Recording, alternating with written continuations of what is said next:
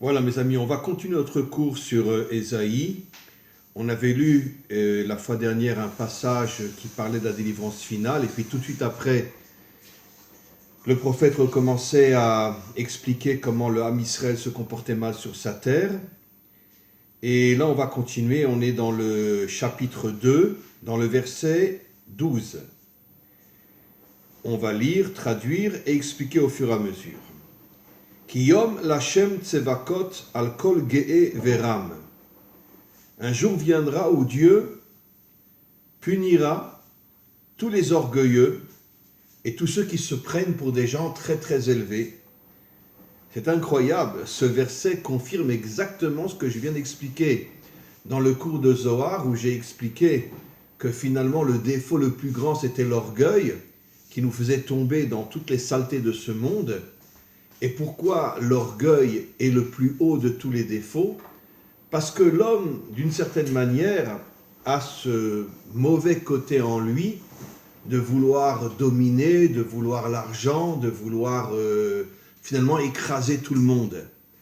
Et c'est la raison pour laquelle on dit que Moïse était le plus humble des hommes, parce qu'il avait compris que le seul véritable dirigeant de ce monde, c'est Dieu.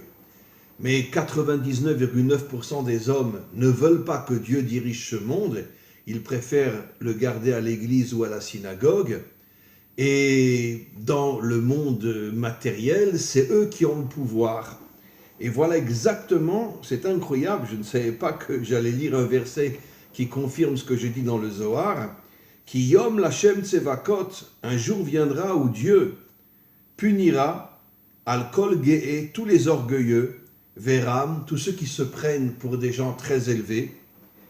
Ve'alkol nisa ve'shafel. Qu'est-ce que ça veut dire, alkol nisa ve'shafel? Ça veut dire qu'il aidera aussi tous ceux qui sont humbles, tous ceux qui ont gardé d'une certaine manière leur humilité, leur authenticité, qui n'ont pas voulu développer l'orgueil en eux. Ce qui veut dire que finalement Dieu aidera ceux qui sont simples et punira ceux qui sont orgueilleux.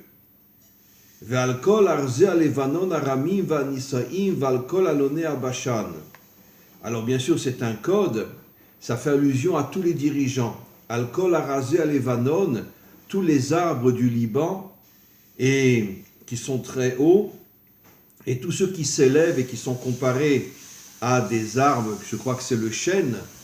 Et ce sont nos dirigeants en vérité. Comme dit le commentaire, Dougma i al amelachim. Ce verset fait allusion aux rois. Bon, dans le contexte de l'époque, les dirigeants sont des rois. À notre époque, ce sont des politiciens. Et voilà que Dieu dit qu'il se vengera aussi de tous ceux qui sont en politique, de tous ceux qui sont dans la finance, qui sont d'une certaine manière dans le pouvoir. Il les fera tomber. Vers kol migdal gavoa, et toutes les, je traduis d'après le sens, toutes les tours qui s'élèvent.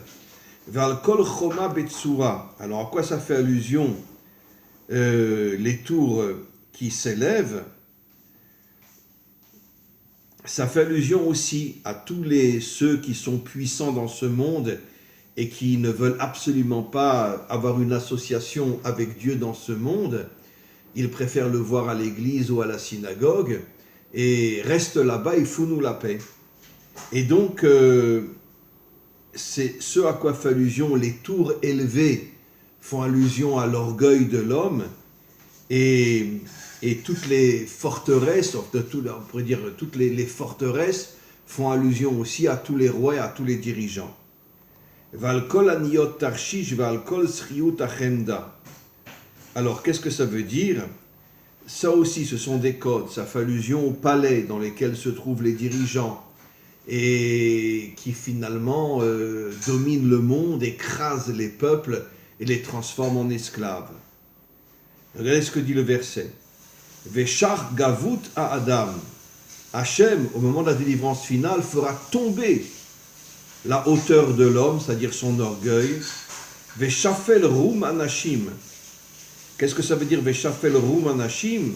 Ça veut dire que l'homme redeviendra un homme humble, un homme, il fera tomber la hauteur des hommes pour qu'ils redeviennent des hommes humbles.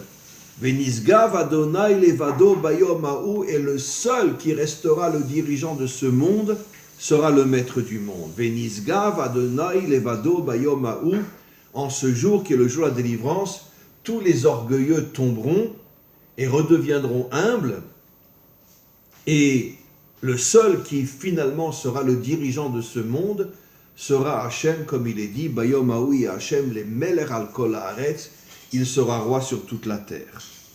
Ve'aelilim Kalil Yachlof, Dieu détruira toutes les idoles de ce monde. Et c'est qui les idoles?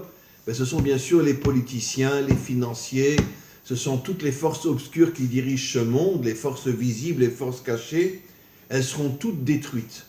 Ça veut dire qu'en vérité, ce qui est très intéressant dans ce verset, c'est que les gens orgueilleux parmi le peuple, eux, Hachem les fera descendre dans l'humilité. Mais par contre, tous les dirigeants et tout le monde de la finance et tout le monde de la corruption, ce monde-là disparaîtra entièrement. Ça sera, comme on le sait, l'armée du Mashiach qui se battra contre tous les méchants de ce monde. Ubaou bema'arot tsurim, et tous ces politiciens se cacheront dans des grottes, ou bemchilot afar, ils rentreront dans la terre, mipne pachad Hashem, tellement ils auront peur du dévoilement de Dieu, ou me'adar geono, et ils auront peur de la puissance que Dieu dévoilera au moment de la délivrance finale, la harotz bekumo la harotz haaretz, et il détruira tous les orgueilleux de ce monde qui sont encore une fois les politiciens, la finance, etc., qui sont encore une fois les plus grandes crapules de la terre. Et cela, il ne les fera pas tomber dans l'humanité, il les fera disparaître. Pourquoi? Parce qu'à partir du moment où un homme rentre en politique, à partir du moment où un homme est milliardaire, il rentre dans la finance, etc., il ne peut plus faire teshuva, c'est absolument impossible. Il rentre dans un système qui l'emprisonne entièrement et il ne peut plus revenir après.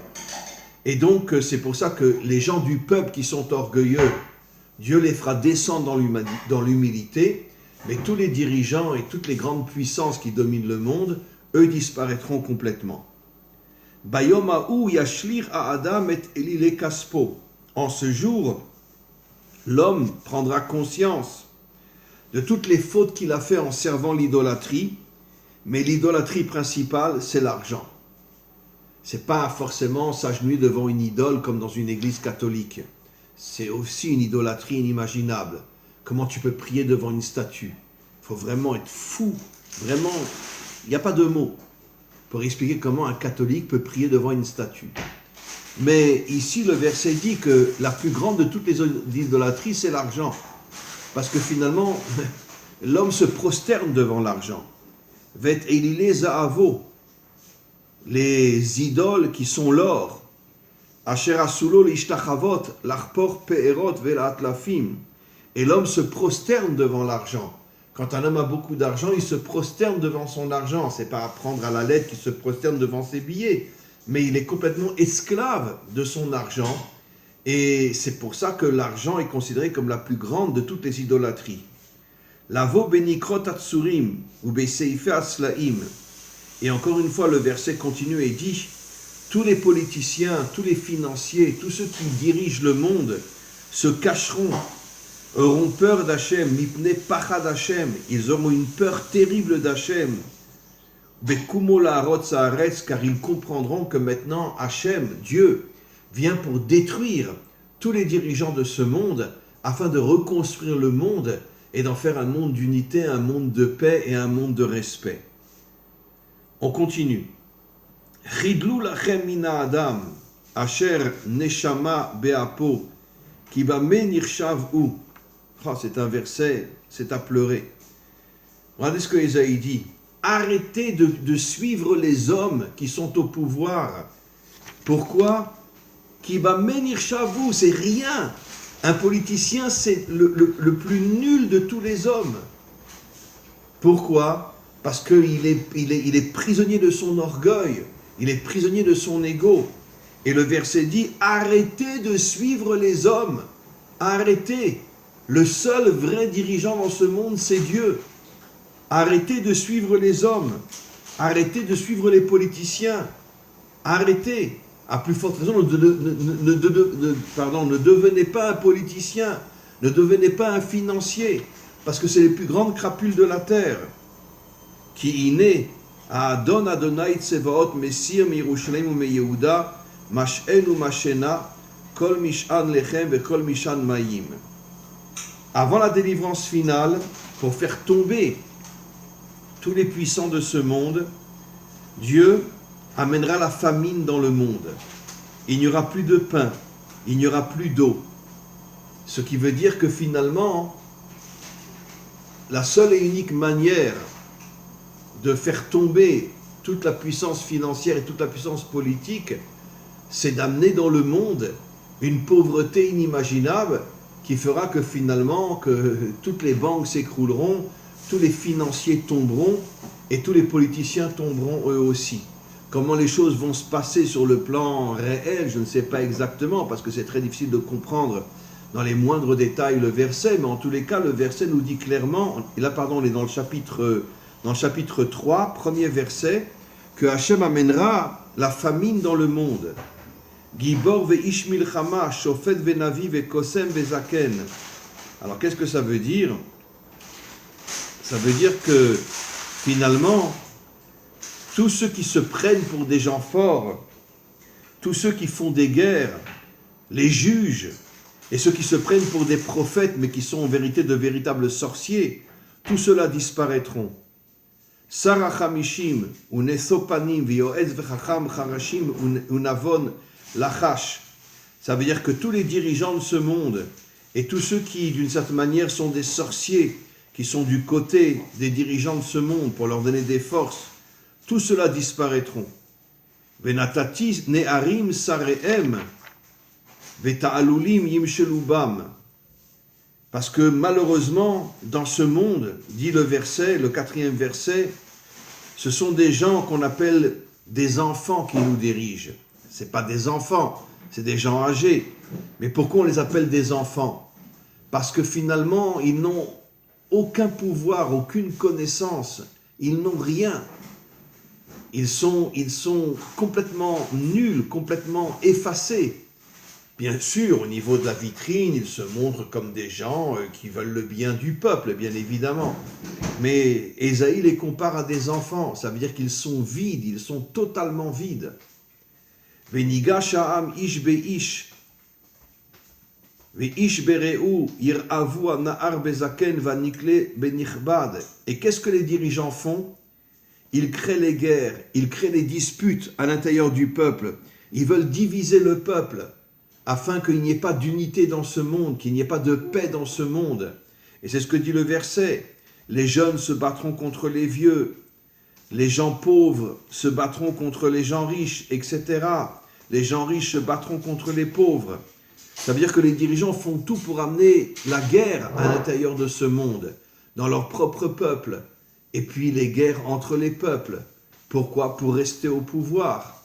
Parce que ils nous donnent l'impression que c'est eux qui vont gagner la guerre. Et donc, c'est la raison pour laquelle c'est eux qui créent les guerres et c'est eux qui créent les disputes à l'intérieur de leur propre peuple. Ki itfos ish be'achiv, bet aviv, simla lecha katsin tielanu, va marshela azot tachat yadecha. Alors, il y aura un réveil dans le monde, dit le verset. Et un jour, une minorité, c'est pas la majorité, une minorité du peuple se réveillera et essayera de trouver de vrais dirigeants, des dirigeants humbles, des dirigeants qui ne tombent pas dans le culte de l'ego, dans le culte de l'orgueil. Il y aura un réveil au niveau du peuple pour essayer de trouver des vrais dirigeants. Mais attention, ces dirigeants-là sont des vrais dirigeants. Ils ne veulent pas, eux, le pouvoir. Ils veulent travailler et agir pour amener la royauté d'Hachem dans ce monde. C'est ce que fera le Mashiach. Tout le monde croit que le Mashiach sera sur son trône avec une couronne de taré sur sa tête. Non. Le Mashiach, dès qu'il aura reconnecté Dieu à ce monde et que Dieu sera le roi de ce monde, le Mashiach disparaîtra, personne ne saura où il est. Parce qu'il ne veut pas justement que d'une certaine manière, on le vénère lui aussi comme on vénère Dieu. il aura fait son travail, il disparaîtra, personne ne saura où il est. Et c'est exactement ce que dit le verset. Il y aura un réveil au niveau du peuple pour chercher des gens qui travailleront, qui agiront pour amener la royauté de Dieu dans ce monde. Yissa bayom haou, les morts. Lo yeh chovesh bebeiti, en lechem ve'en simla, lo tasumuni ketsin am. Mais beaucoup de dirigeants refuseront. Je parle de dirigeants authentiques. Ils diront, écoutez, il y a la famine dans le monde, il y a les guerres dans le monde, parce qu'on sait très bien qu'il y aura la guerre de Gog avant la délivrance finale, etc. Il y aura sans doute, très certainement, une troisième guerre mondiale dans le monde entier. Et donc, le peuple voudra nommer des dirigeants authentiques à leur tête, mais eux répondront, écoutez, je n'ai pas de quoi manger, j'ai pas la force, j'ai pas le courage de me battre contre tous les méchants de ce monde parce que je suis affamé. J'ai pas cette force-là. Ki kashla Yerushalayim ve Yehuda nafal. Le verset 8 continue, il dit, Jérusalem est tombée. La tribu de Yehuda, qui était en principe la tribu qui devait donner des rois comme le roi David, elle est tombée elle aussi. Ki leshonam uma'alalehem el Adonai lamrot einek vodo. Parce qu'aujourd'hui, le peuple juif se révolte contre Dieu et ne veut pas en entendre parler. Et ils détruisent sa gloire, comme pour dire, c'est moi le meilleur, c'est pas toi le meilleur, reste à la synagogue et fous-nous la paix. Akarat pnehem antabam. Mais un jour viendra où Dieu se dévoilera. Vechatatam kesdom igidou. Et le monde comprendra qu'il s'est comporté comme Sdom qui a été détruit par Dieu. Et aujourd'hui, on est dans Sdom plus que jamais. L'homosexualité, les lesbiennes, les divorces, les tromperies, etc. On est vraiment dans la génération de Sdom aujourd'hui. Oy le nafsham qui gamlu lahem ra'a. Malheur à tous ceux qui sont des Sdomites, ça veut dire qui vivent d'une manière dans la débauche. Eux disparaîtront eux aussi. Qui gamlu lahem ra'a, ils tomberont dans le mal et ils ne se relèveront pas. Imru tzadik kitov, heureusement, il reste quelques justes dans le monde. Et ce juste est appelé Tov. Il représente le bien. Qui prima lalehem yochelu. Un jour viendra où il y aura de plus en plus de tzadikim dans ce monde, au moment de la délivrance finale, parce qu'il y aura beaucoup de gens qui reviendront vers Dieu, et ceux-là seront de véritables justes, et le monde entier comprendra qu'il faut s'accrocher à ces justes-là pour pouvoir être connecté à Dieu. Oy la rachara, malheur au méchant qui fait du mal, qui gmul yada via aselo, il sera puni pour toutes les actions qu'il a fait dans ce monde. Ami, noksav meolel, venashim moshlubo, Ami me'ashrecha mat'im vederer orhatecha bileu. Ami, mon peuple, noksav me'olel, tu es aujourd'hui piétiné par tous les peuples de ce monde qui détestent les Juifs. Venashim moshlubo, ce sont les femmes qui dominent le monde aujourd'hui. Commencez à comprendre, les femmes dominent le monde parce que les femmes se sont réveillées, elles se sont révoltées, elles travaillent aujourd'hui et très souvent une femme gagne plus que son mari et d'une certaine manière, elle veut reprendre le pouvoir après avoir été écrasée et piétinée pendant des millénaires parce qu'elle ne pouvait pas travailler, parce qu'elle était toute la journée à la maison avec ses enfants et c'est le mari qui gagnait l'argent et c'est lui qui décidait qu'est-ce qu'il fait de son argent. Mais aujourd'hui, les femmes travaillent, les femmes reprennent le pouvoir et elles sont de plus en plus puissantes. Ami ma'ashrecha mat'im, sache mon peuple que les dirigeants te trompent, les journaux te trompent, toutes les forces qui dirigent le monde vous trompent. Regardez ce que dit le verset. Ma'ashrecha mat'im, ceux qui te font croire qu'ils veulent ton bien, ma'ashrecha, ceux qui font semblant de vouloir ton bien, ils te trompent. Et malheureusement, tout le monde baisse la tête comme des moutons et les suivent. Vederer orhatecha bileu. Mais sache qu'en vérité, ils veulent te détruire. Ils veulent casser ton identité. Ils veulent casser ta dimension d'homme et te transformer en mouton, te transformer en animal ou te transformer en esclave. Nitzav la riv Hashem, ve'omed la dinami, viendra un jour où Dieu se dévoilera et il jugera les peuples. Et les peuples, d'une certaine manière, en grande partie, seront détruits au niveau de tous les Rechaïm qui se trouvent en eux, tous les méchants qui se trouvent en eux. Adonai bemishpat yavo, Dieu viendra dans le jugement. Im zikne amo, il jugera tous les sars, tous les dirigeants. Ve'atem biartem akerem, vous avez détruit les peuples. Xela teani, vous avez volé les peuples, vous avez volé les pauvres. Ça veut dire que les dirigeants, et aujourd'hui on le voit plus que jamais, tous les prix augmentent, font tout pour nous affaiblir, font tout pour nous rendre faibles, pour que eux aient le pouvoir et nous on soit que des moutons à leur service. Et un jour viendra où Dieu jugera tous ces dirigeants-là et les fera tomber. Tidaku ami upne aniyim titranu neum Hashem tsevakot. Un jour viendra où le peuple qui a été appauvri par les dirigeants se réveillera et les pauvres retrouveront de quoi manger grâce à l'intervention de Dieu dans ce monde. Vayomer Hashem, Ya'an ki gov'u bnot Sion. Maintenant, un autre verset. Les filles de Sion. Vatelachna goron u meshakrot enaim, alors vetafuf telachna u beragleem teakasna. On vit dans un monde où les jeunes filles ont un comportement ignoble. Elles font tout pour attirer les hommes vers elles. On sait comment qu'elles s'habillent aujourd'hui, des choses inimaginables. Et comment en été, elles sont à moitié nues. Et tout ça pour faire tomber les hommes. C'est ce que dit le verset. Vesipar Adonai kodkod benot Sion.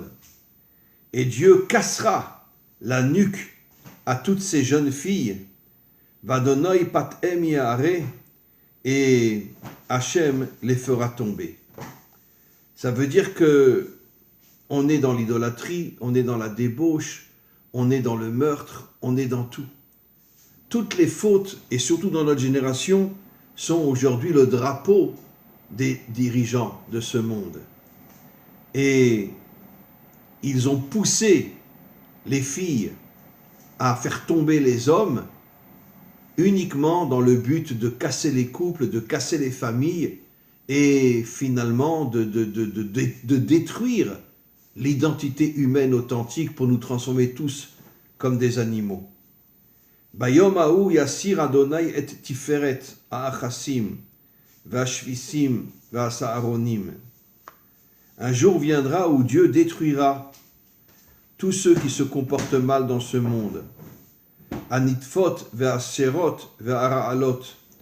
Tous les poisons de ce monde disparaîtront. Les poisons, bien sûr, ce sont les grandes firmes pharmaceutiques dont le but est de mettre du poison dans tous les médicaments qu'ils diffusent dans ce monde pour réduire la population mondiale, pour nous affaiblir, pour nous endormir et pour nous écraser. Ape'erim va'tsaadot va'kishurim u bate anefesh va'lachashim. Et toutes les forces obscures de ce monde envoient une forme de sorcellerie, des énergies négatives pour affaiblir les peuples. Vatabaot venizme ha'af. Et regardez comme c'est clair dans notre génération. Aujourd'hui, même les hommes portent des boucles d'oreilles, même les hommes mettent des boucles d'oreilles dans leur nez. Et regardez ce que le verset dit il y a plus de 3000 ans, qu'un jour viendra où les hommes se comporteront comme des femmes, avec des boucles d'oreilles dans les oreilles, avec des boucles d'oreilles dans le nez. Regardez, c'est incroyable. Ça prouve la grandeur des prophètes. Et